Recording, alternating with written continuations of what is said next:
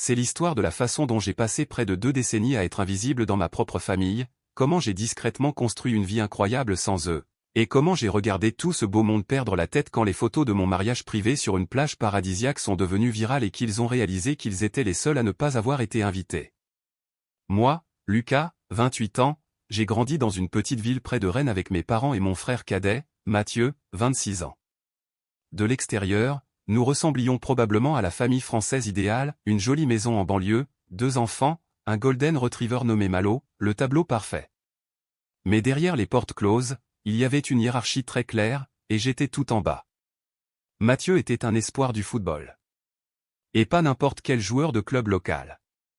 Selon mes parents, il était destiné à être le prochain Kylian Mbappé ou Antoine Griezmann, l'élu qui porterait notre nom de famille au sommet de la gloire athlétique et leur ferait probablement gagner des millions en contrats publicitaires. Alerte spoil, il n'a jamais dépassé le niveau de la promotion d'honneur en club amateur. Mais j'anticipe. Dès que Mathieu a montré un peu de talent au foot vers l'âge de 8 ans, toute l'existence de notre famille a tourné autour de son calendrier sportif. Chaque week-end était un tournoi quelque part en France. Chaque soir de semaine était un entraînement. Chaque conversation au dîner tournait autour de son nombre de buts, de ses passes décisives ou des recruteurs qui étaient censés l'avoir observé pendant l'échauffement. Mes parents ont investi facilement plus de 150 000 € au fil des ans en frais d'inscription dans des centres de formation privés, équipements spécialisés, stages d'été et déplacements aux 4 coins du pays. Ce n'est pas une exagération. J'ai vu les relevés bancaires une fois quand j'avais 16 ans et j'ai failli m'étouffer. Pendant ce temps, j'existais quelque part en arrière-plan de ce culte sportif. J'étais un excellent élève, j'avais les félicitations à chaque conseil de classe, je gagnais des concours de mathématiques et j'ai eu mon bac avec mention très bien, mais rien de tout cela n'avait d'importance parce qu'il n'y avait pas de ballon impliqué, et que mes parents ne pouvaient pas se pavaner devant les autres parents du club. Ce qui m'a vraiment blessé, cependant, ce n'était pas le manque d'attention pour mes réussites. J'aurais pu vivre avec ça. Ce qui m'a vraiment bousillé, c'est mon anniversaire. Je suis né le 14 juillet. Pour ceux qui ne le savent pas, en France, le mois de juillet est le pic des tournois de pré-saison et des stages de détection. Et chaque année, sans exception, mon anniversaire passait à la trappe parce qu'il tombait pendant un tournoi de Mathieu. Laissez-moi être clair sur ce que je veux dire par annuler écho. Je ne veux pas dire qu'ils oubliaient. Je ne veux pas dire qu'ils décalaient à un autre jour. Je veux dire qu'ils me regardaient dans les yeux en me disant qu'on ferait quelque chose pour mon anniversaire plus tard, et ce plus tard n'arrivait jamais. Le tournoi se terminait et soudain, il y avait un autre événement le week-end suivant, puis les vacances, et au moment où les choses se calmaient, on était en octobre et mon anniversaire était de l'histoire ancienne. Une année, je crois que j'allais avoir 11 ans, j'ai demandé si on pouvait au moins prendre un gâteau avant de partir pour un tournoi à Lyon. Ma mère a soupiré comme si je lui avais demandé de résoudre la faim dans le monde et a dit « On n'a vraiment pas le temps, mon chéri. On trouvera peut-être quelque chose à l'hôtel. » On n'a rien trouvé à l'hôtel. On a trouvé un vieux Twix dans un distributeur que mon père m'a lancé en disant « Bon anniversaire, champion ». Je l'ai mangé sur la banquette arrière de notre break pendant que je regardais mon frère s'échauffer pour son premier match. Une autre année, j'allais avoir 14 ans et j'ai fait l'erreur de demander si je pouvais rester chez ma grand-mère au lieu d'aller au tournoi. Je ne voulais pas causer de problème, je voulais juste passer mon anniversaire à faire autre chose que de rester assis sous 35 degrés à regarder du foot pendant 12 heures. Mon père m'a regardé comme si j'avais suggéré de brûler le drapeau français. On est une famille, a-t-il dit. On se soutient les uns les autres. Ton frère a besoin de nous. Et moi, de quoi avais-je besoin? Cette question n'a effleuré l'esprit de personne. Le pire a été pour mes 18 ans. En France, 18 ans, c'est le grand cap, la majorité, le permis, le passage à l'âge adulte. J'ai commis le péché originel de croire mes parents quand ils m'ont promis qu'on ferait quelque chose de vraiment spécial. J'étais si naïf. J'avais même invité quelques amis pour ce que je pensais être une petite fête à la maison. Mes parents ont oublié de mentionner qu'ils avaient inscrit Mathieu à un tournoi d'élite de dernière minute à Marseille ce week-end-là. Le même week-end que mes 18 ans pour lequel ils avaient donné leur accord. Je l'ai appris 2 jours avant, quand ma mère a mentionné nonchalamment qu'on devait faire les valises pour descendre dans le sud. J'ai dû appeler tous mes amis pour annuler. J'ai dû expliquer qu'en fait, ma famille partait et que je ne pouvais plus faire de fête. Savez-vous à quel point c'est humiliant à 18 ans? Certains de ses amis ne m'ont plus jamais regardé de la même façon. Je suis devenu le gamin dont la famille n'en avait clairement rien à foutre de lui. Mes parents ont promis qu'ils se rattraperaient. Qu'ils organiseraient une fête encore plus grande à notre retour. Qu'on achèterait le meilleur gâteau de la pâtisserie. Ils ont promis tout cela en chargeant la voiture avec les sacs de foot de Mathieu et des glacières de boissons énergisantes. Nous sommes revenus de Marseille. L'équipe de Mathieu a gagné. Il y a eu un dîner de célébration dans son restaurant préféré. Mon anniversaire n'a plus jamais été mentionné. Je veux être très clair, ce n'était pas seulement une histoire d'anniversaire. C'était le symptôme le plus visible, mais la maladie était bien plus profonde. Chaque décision prise par notre famille tournait autour du calendrier de Mathieu, de ses besoins et de son confort. Les vacances? On allait dans des endroits proches d'infrastructures sportives pour qu'il puisse s'entraîner. Les fêtes? Structurées autour des tournois. Les dîners de famille? Dominés par les analyses tactiques du jeu de Mathieu, comme s'ils étaient consultants sur Canal+. Je me souviens d'un Noël quand j'avais 15 ans. Je venais d'apprendre que j'avais gagné un prix régional pour un projet scientifique sur la filtration des eaux. J'étais tellement excité de le dire à tout le monde pendant le réveillon. J'ai attendu un blanc dans Écho, leur Mathieu Écho, pour partager ma nouvelle. J'ai enfin eu une ouverture et j'ai dit, j'ai gagné le premier prix au concours de sciences. Vous savez ce que ma mère a répondu? C'est bien, mon chéri. Mathieu, raconte à ton père ce que l'entraîneur a dit sur ta pointe de vitesse. C'est bien. 2 mots, et on change de sujet. C'était toute l'étendue de la célébration pour un prix régional.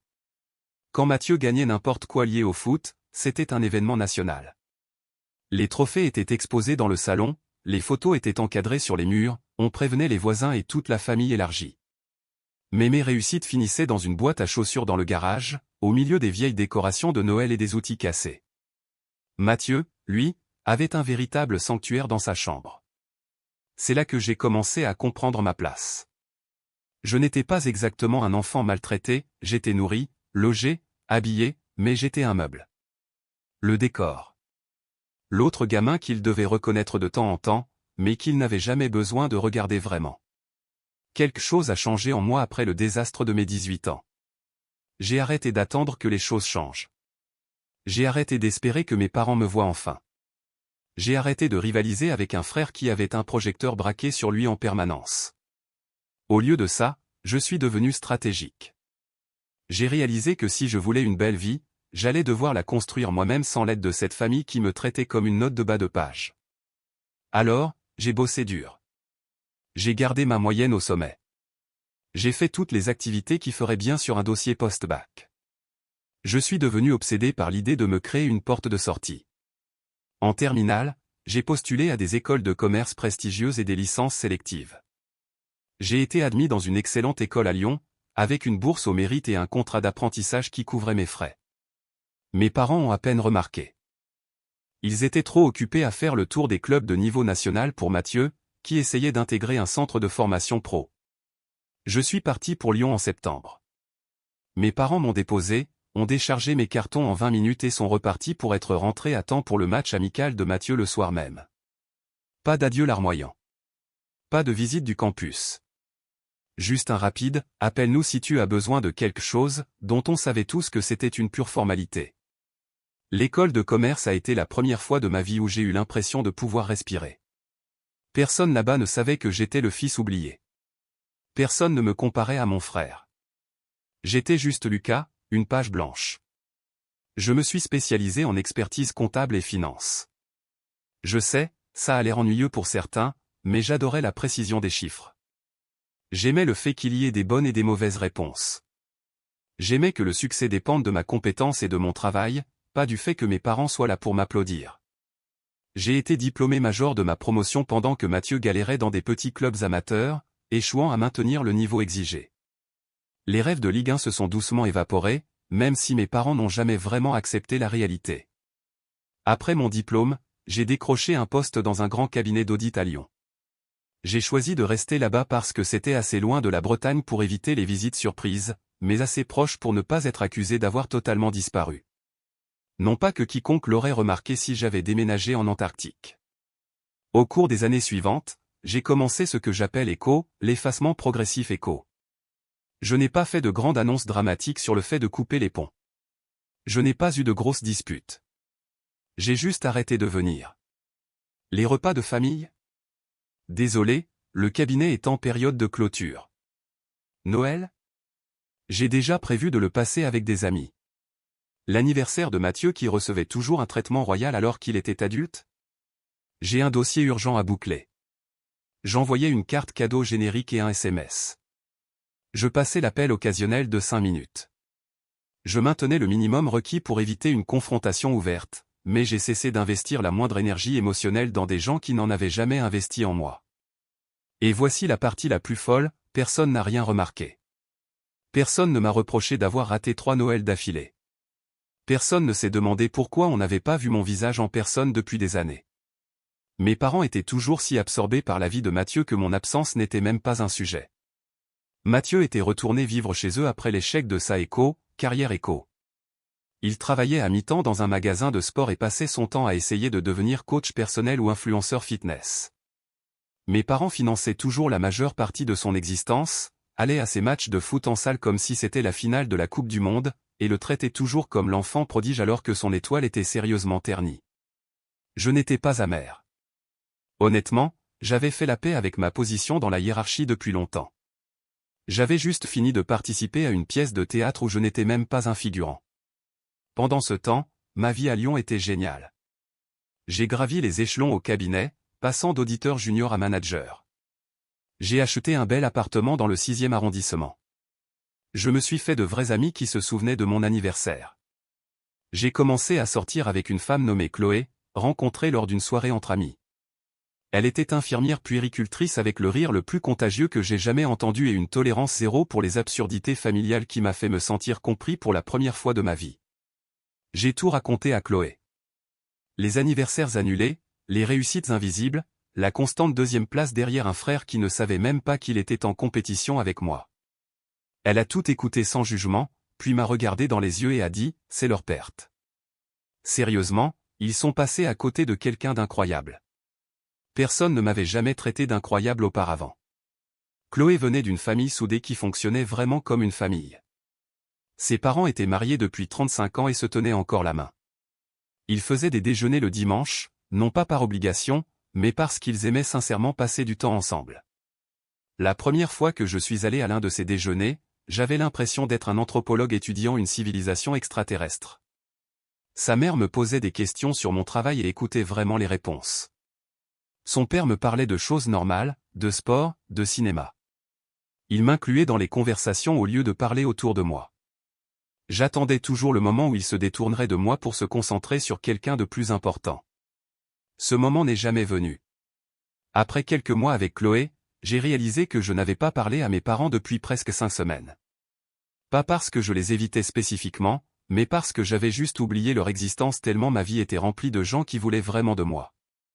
Quand j'en ai parlé à Chloé, elle a haussé les sourcils et a dit « C'est assez révélateur, tu ne crois pas ?» Oui, ça l'était. Chloé et moi sommes sortis ensemble pendant 3 ans avant que je ne demande sa main. Je savais qu'elle était la bonne après 6 mois, mais je voulais faire les choses bien.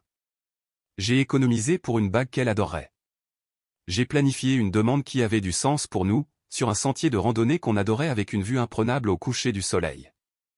Elle a dit oui avant même que j'aie fini ma phrase. Quand on a commencé à organiser le mariage, Chloé m'a posé la question que je redoutais, « À quel point veux-tu que ta famille soit impliquée ?» J'y ai réfléchi longtemps. Une partie de moi voulait être la personne la plus noble. Une partie de moi pensait que c'était peut-être l'occasion d'un nouveau départ, une chance pour mes parents d'être enfin là pour moi. Mais ensuite, je me suis rappelé chaque promesse non tenue, chaque anniversaire annulé, chaque fois où j'étais invisible sur la banquette arrière pendant qu'ils acclamaient quelqu'un d'autre. Je ne veux pas qu'il soit là, ai-je dit. Et je le pensais. Chloé n'a pas insisté. Elle n'a pas essayé de me convaincre de faire la paix ou de tendre une main. Elle a juste hoché la tête et a dit, alors ils ne seront pas là. C'est notre journée. Je ne peux pas vous dire à quel point ça a compté pour moi. Elle n'a pas essayé de réparer ma famille ou de jouer les médiatrices. Elle a respecté mon vécu et mon jugement. Elle m'a choisi, moi. Nous avons décidé de faire un mariage à l'étranger, sur l'île Maurice. Chloé avait toujours rêvé d'un mariage sur la plage, et moi, je voulais quelque chose de radicalement différent des mariages d'église ennuyeux en Bretagne que j'avais connus. C'était parfait. Nous avons gardé une liste d'invités restreinte, environ 40 personnes. Les parents de Chloé, sa sœur, quelques oncles et cousins qui m'avaient accueilli à bras ouverts. De mon côté, j'ai invité mon colocataire de l'école qui était devenu mon meilleur ami, quelques collègues proches, et ma cousine Julie, la seule parente de sang qui m'avait toujours traité avec considération. Pas de parents, pas de frères, pas de famille élargie de Bretagne qui avait passé des décennies à prétendre que je n'existais pas. Le mariage lui-même a été tout ce dont j'avais besoin. On s'est marié sur une plage privée au coucher du soleil. Le cadre était idyllique, des palmiers, du sable blanc, une aussi bleue qu'elle semblait retouchée. Chloé était sublime. J'ai pleuré quand je l'ai vue arriver. J'ai pleuré en disant mes vœux. Je n'ai aucune honte. Pendant la cérémonie, j'ai eu ce moment étrange où j'ai regardé la petite foule de gens qui avaient voyagé jusqu'à l'autre bout du monde pour me voir me marier. Chaque personne présente avait choisi d'être là. Chaque personne m'aimait sincèrement. Il n'y avait pas d'obligation, pas de paraître, juste de l'amour pur.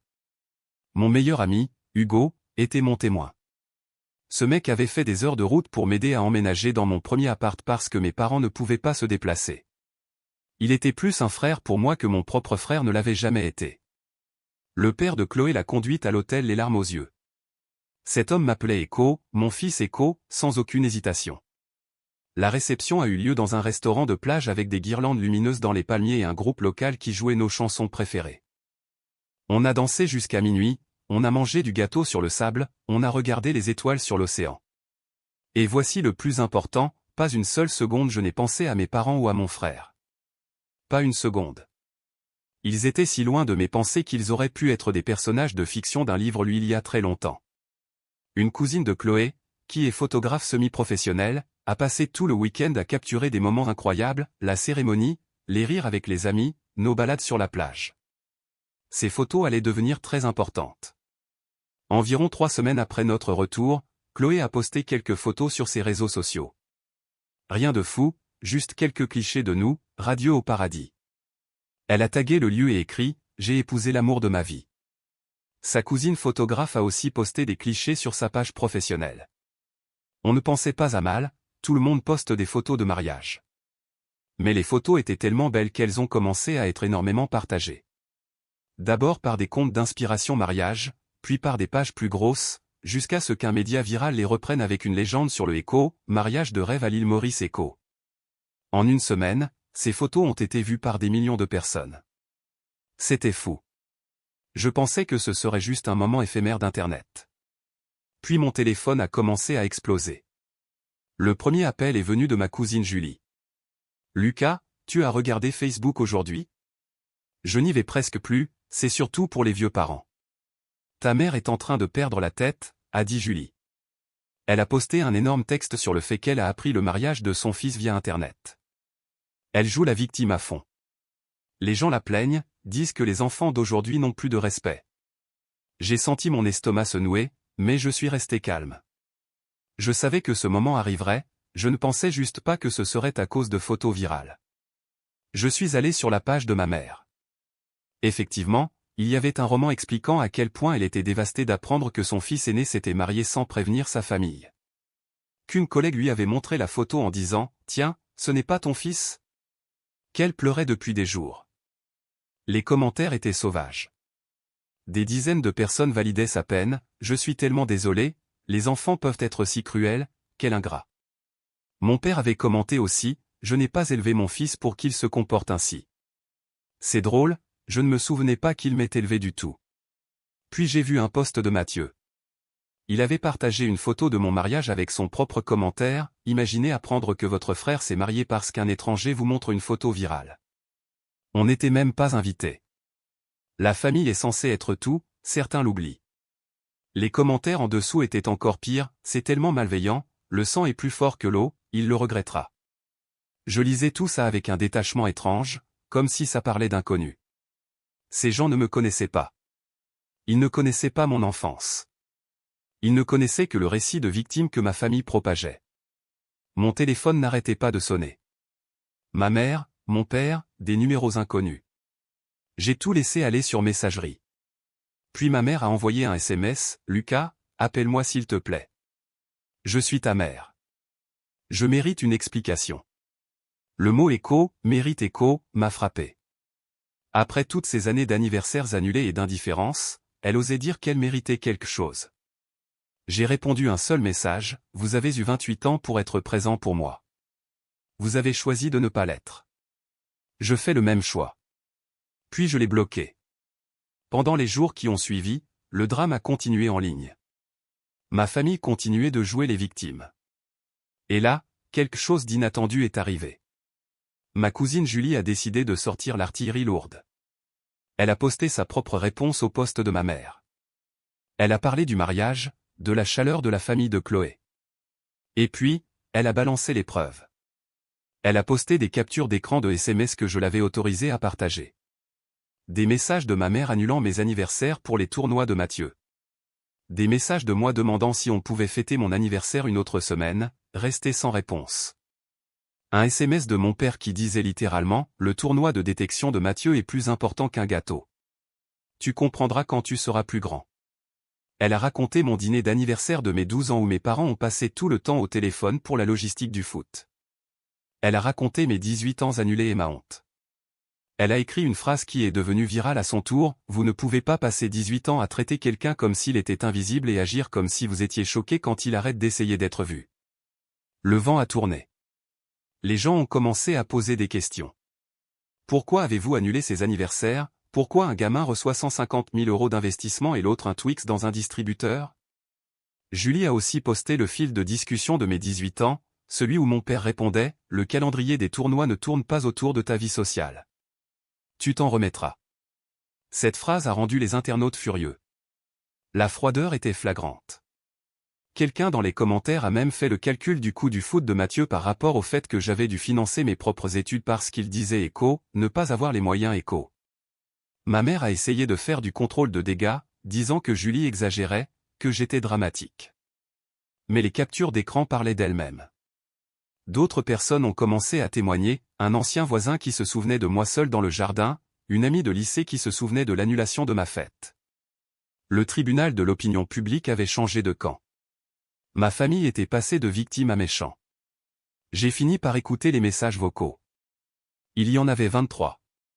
Ceux de ma mère passaient des pleurs aux reproches manipulateurs, « Ton père ne dort plus, sa tension est montée, j'espère que tu es content. » Mon père a laissé un seul message, d'une voix dure, « On t'a tout donné, Lucas. Je pensais t'avoir mieux élevé. Rappelle-moi. Tout donné. Sauf de l'attention, sauf de la présence, sauf la reconnaissance que j'existais. » Mathieu a laissé des messages en colère, « C'est quoi ton problème? Tu me fais passer pour une merde devant tout le monde. On est une famille, tu ne peux pas nous rayer pour des histoires d'enfance. Grandis un peu. » Des histoires d'enfance. 18 ans d'invisibilité, c'était juste ça pour lui. Je ne les ai pas rappelés. Un mois plus tard, j'ai reçu une lettre manuscrite à mon bureau. Ma mère avait dû faire des recherches pour trouver l'adresse. J'ai hésité à la jeter, mais la curiosité l'a emporté. 4 pages d'excuses qui n'en étaient pas, « Je suis désolé si tu t'es senti délaissé. On voulait juste soutenir les rêves de ton frère. Tu as toujours été l'enfant indépendant qui n'avait pas besoin d'attention. On pensait que tu comprenais que Mathieu était la priorité et que tu en profiterais aussi quand il serait pro. » Elle disait qu'elle se sentait volée de ne pas avoir été au mariage. Comme si mon mariage était sa propriété. Elle finissait en disant qu'elle espérait qu'on pourrait passer à autre chose. J'ai montré la lettre à Chloé. Elle a dit, « C'est l'une des choses les plus déconnectées de la réalité que j'ai jamais lues. » Elle passe 4 pages à justifier pourquoi ils t'ont traité comme ça. Elle avait raison. Mes parents avaient décidé que les talents de Mathieu valaient un investissement, et pas les miens. Ils avaient fait ce choix délibérément, encore et encore. Et maintenant, ils attendaient que je passe l'éponge parce qu'ils remarquaient enfin que j'étais parti. Je n'ai pas répondu. 3 mois après le buzz, Julie m'a appelé, tendu, « Lucas, tes parents ont prévu de venir à Lyon le week-end prochain. Ta mère a dit qu'ils allaient débarquer chez toi pour t'obliger à parler. » J'ai serré les dents. Une tante leur avait donné mon adresse. J'ai prévenu Chloé. On a décidé de ne pas être là. Ce week-end-là, on est parti à Annecy pour un séjour improvisé. On a éteint nos téléphones. En rentrant le dimanche soir, il y avait un mot scotché sur ma porte, on a fait tout ce chemin pour te voir. On a attendu 4 heures sur le palier. Appelle-nous. On veut réparer les choses. Il y avait aussi un sac avec un cadeau que j'ai jeté directement à la poubelle sans l'ouvrir. 2 jours plus tard, mon père a appelé d'un numéro inconnu. J'ai fait l'erreur de décrocher. C'est ridicule Lucas, tu t'es caché comme un gamin. Ta mère a pleuré tout le trajet du retour. J'ai répondu, je ne vous ai pas demandé de venir. Je vous ai dit que je ne voulais pas vous voir. Vous avez débarqué sans invitation. On était parents. On n'a pas besoin d'invitation. Justement, si. C'est comme ça que ça marche désormais. J'ai raccroché et bloqué le numéro. Quelques semaines plus tard, j'ai été promu directeur au cabinet. Un saut majeur. Chloé a organisé un dîner avec nos amis proches. Ses parents sont venus de loin, Hugo a pris le train depuis Paris, Julie était là. Pendant le dîner, le père de Chloé a porté un toast. Il a dit à quel point il était fier de moi, de mon travail, et qu'il me considérait comme son fils. J'ai regardé tous ces gens qui s'étaient déplacés pour moi. Mes propres parents n'avaient jamais rien fait de tel. La mère de Chloé m'a offert une magnifique montre pour marquer l'occasion. Elle m'a dit, on te voit, Lucas. On t'a toujours vu. Cela fait maintenant 1 an que les photos sont devenues virales. Mes parents ont essayé 2 autres fois de me contacter, dont une lettre officielle à mon travail, à laquelle mon avocat a répondu en leur demandant de cesser tout harcèlement. Ils ont même essayé d'appeler les parents de Chloé. La mère de Chloé a écouté poliment pendant 5 minutes avant de dire « J'ai entendu la version de votre fils, et je le crois. Si vous voulez une relation avec lui, il faudra la mériter. » Et elle a raccroché. Mathieu m'a envoyé un message sur Instagram il y a 6 mois, disant que son frère lui manquait. Je suis allé sur son profil. Il vit toujours chez nos parents, travaille toujours à mi-temps au magasin de sport. Je n'ai pas répondu. Ma vie continue de s'améliorer. Chloé et moi avons acheté une maison avec un grand jardin pour Malo. On commence à parler d'avoir des enfants d'ici 1 an ou 2. Et je sais une chose, leurs anniversaires seront les jours les plus importants de l'année.